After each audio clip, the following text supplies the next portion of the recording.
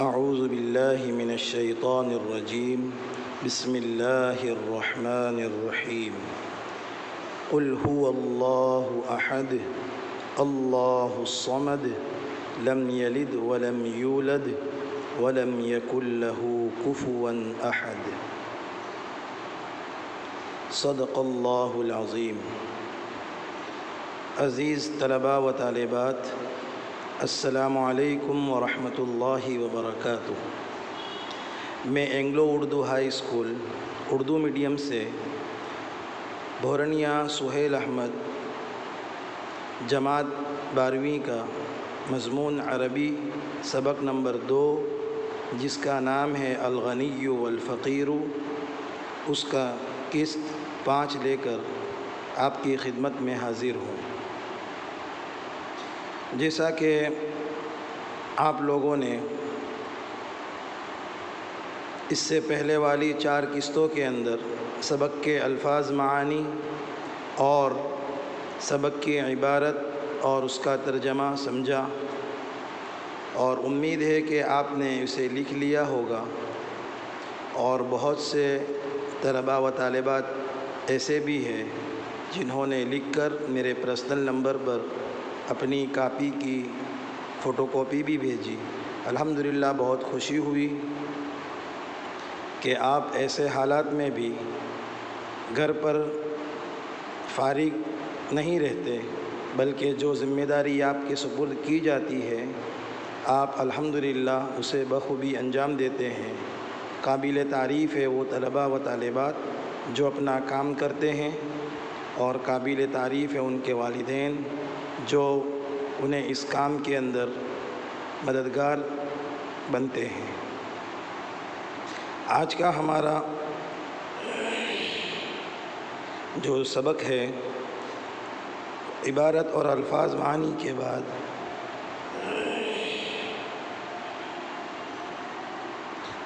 اس سبق کی مشق جو ہے اس کے متعلق آج ہم سیکھیں گے۔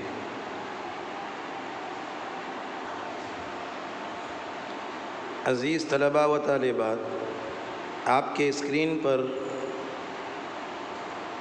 کچھ الفاظ دیے گئے ہیں۔ ایک کا رنگ ہرا ہے اور دوسرا سرخ۔ سب سے پہلے اوپر عنوان دیا ہے ماضی اور مضارع۔ تو آپ ان دونوں الفاظ کی بنیاد سمجھ لیں کہ ماضی ہر اس کام کو کہتے ہیں جو گزرے ہوئے زمانے میں کیا گیا ہو۔ ماضی ہر اس کام کو کہتے ہیں جو گزرے ہوئے زمانے میں کیا گیا ہو۔ مثال کے طور پر ہم ایک جملہ کہتے ہیں کہ زید نے کھانا کھایا، تو جو زید نے کھانے کا کام کیا ہے وہ اس جملے میں معلوم ہوتا ہے کہ زید نے کھانا کھایا۔ مطلب یہ ہوا کہ ابھی جب یہ جملہ کہا جا رہا ہے، یہ خبر دی جا رہی ہے، اس سے پہلے کے زمانے کے اندر زید نے یہ کام کیا۔ دوسری مثال کہ زید نے حامد کو پانی پلایا، تو جو پانی پلانے کا کام ہے وہ کس زمانے میں ہوا؟ پہلے زمانے میں، مطلب کہ گزشتہ کا زمانہ پایا جاتا ہے۔ تو اسے کہیں گے کہ اس جملے کے اندر ماضی کا صیغہ استعمال ہوا ہے، یعنی اس جملے میں جو خبر دی جا رہی ہے جس کام کے ہونے کی، وہ کام گزرے ہوئے زمانے میں واقع ہوا ہے۔ اور آگے ہے مضارع۔ مضارع کا معنی ہوگا ہر وہ کام جو حال کے زمانے میں یعنی موجودہ حالت میں کیا جا رہا ہو، یا آئندہ زمانے میں یعنی مستقبل میں کیا جائے گا۔ اس کی مثال ایسی ہے جیسے زید کھانا کھاتا ہے، یا زید کھانا کھائے گا۔ یہاں پر ایک بات اور سمجھ لیجئے کہ اردو زبان کے اندر حال اور مستقبل دونوں کے لیے الگ الگ جملے استعمال ہوتے ہیں۔ مثال کے طور پر زید کھانا کھاتا ہے، یا اس کے اندر زمانہ جو ہے وہ حال کا ہے، اور زید کھانا کھائے گا اس کے اندر جو زمانہ ہے وہ مستقبل کا ہے، یعنی آنے والے زمانے میں اس کام کے واقع ہونے کی خبر دی جا رہی ہے۔ یہ اردو کے اندر ہے۔ عربی زبان میں اس سے کچھ مختلف قاعدہ ہے۔ عربی زبان میں قاعدہ اس طرح ہے کہ حال اور مستقبل دونوں کے لیے ایک ہی صیغے کا استعمال ہوتا ہے۔ اس کو اگر عربی میں ہم کہیں گے تو یوں کہیں گے، اکل زید، ترجمہ ہوگا زید نے کھانا کھایا۔ اور اگر اسے ہم مضارع میں کہتے ہیں تو کہیں گے یأکل زید، زید کھانا کھاتا ہے یا کھائے گا۔ یہ دونوں ترجمے ایک ہی لفظ کے اندر پائے جاتے ہیں۔ مثال کے طور پر اسکرین پر موجود ہے وقف، وقف،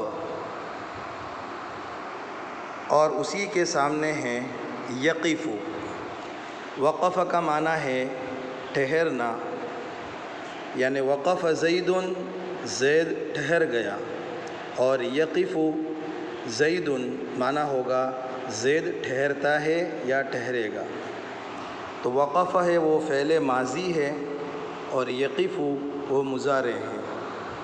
اسی طرح آگے ہے باع، اس کا مضارع ہوگا یبیع۔ باع اس کا مضارع ہوگا یبیع۔ اس کی پہچان اس طرح ہوگی کہ جو بھی مضارع کا صیغہ ہوگا اس کے شروع میں یا لفظ یا پھر لفظ تا لگے گی۔ ہر حال میں لفظ یا اور تا لگے گی۔ باع یبیع۔ آگے ہے قال۔ قال کا معنی ہے کہا، یہ ماضی کا صیغہ ہے اور اس کا مضارع ہوگا یقول۔ قرآن میں بھی یہ لفظ کثرت سے استعمال ہوئے ہیں۔ قال اور یقول یہ دونوں صیغے قرآن میں کثرت سے استعمال ہوئے ہیں، یعنی بہت زیادہ اس کا استعمال کیا گیا ہے۔ آگے ہیں رأى۔ رأى کا معنی ہوگا دیکھا، یہ ماضی کا صیغہ ہے اور مضارع کا صیغہ ہے یرا، یعنی اس کا معنی ہوگا دیکھتا ہے یا دیکھے گا۔ دونوں زمانوں کے معنی اس ایک صیغے کے اندر پائے جاتے ہیں۔ جیسا کہ پہلے بتایا جا چکا کہ عربی کے اندر جو مضارع کا صیغہ ہوتا ہے اس کے معنی کے اندر دو زمانے پائے جاتے ہیں، حال کا اور مستقبل کا۔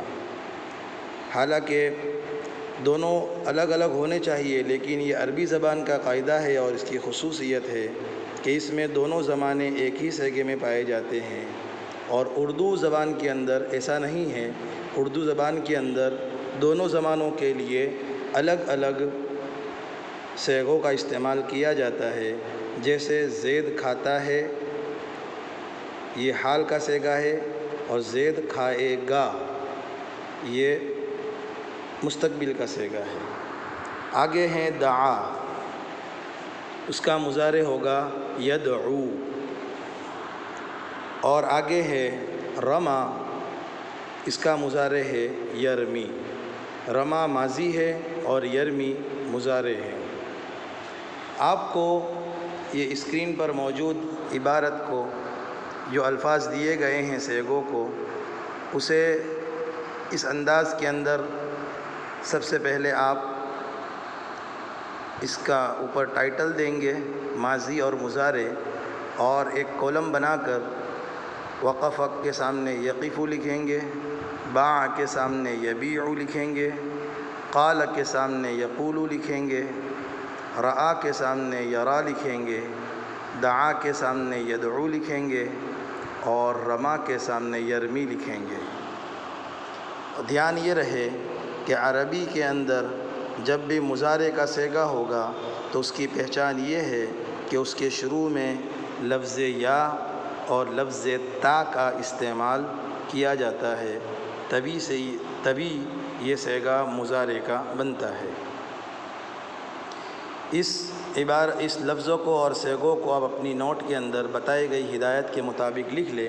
پہلے اوپر ماضی اور مضارع کا عنوان دیں، اس کے بعد قطار در قطار ماضی کے نیچے ماضی کے صیغوں کو اور مضارع کے نیچے مضارع کے صیغوں کو لکھ لیں، اور اسے لکھنے کے بعد آپ اس کی فوٹو کاپی بنا کر میرے پرسنل نمبر پر بھیج دیں، اور گوگل فارم آپ کو بھیجا جائے گا۔ اس گوگل فارم کے اندر بھی آپ